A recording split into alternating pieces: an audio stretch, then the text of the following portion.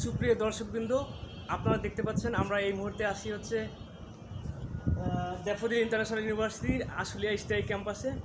আর আমার সাথে আছেন হচ্ছে মাহমুদুল হাসান ইরান, যিনি আমার এমবিএর প্রাক্তন ক্লাসমেট।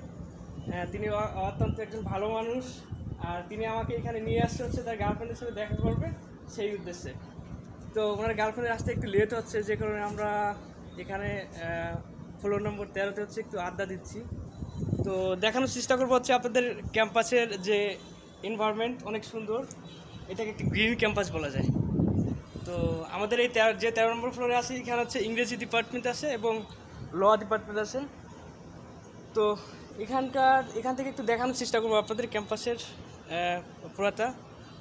তো পাশে হচ্ছে এটা একটা একাডেমিক ভবন, একাডেমিক ভবনের পাশে একটা বিস্তীর্ণ খেলার মাঠ, অনেক সুন্দর সুসজ্জিত।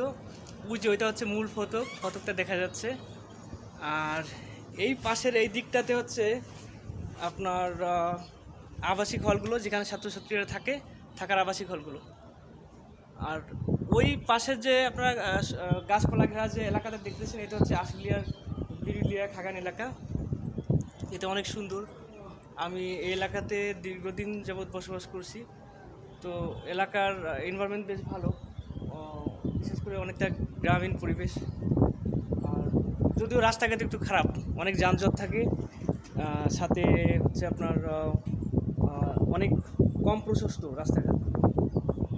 তো যাই হোক, এখানে দেখতে পাচ্ছেন একটা মসজিদ আমরা দেখতে পাচ্ছি, খুবই সুন্দর। তো আপনারা দেখতে পাচ্ছেন ওইটা হচ্ছে মসজিদ, পাশে একটা খেলার মাঠ।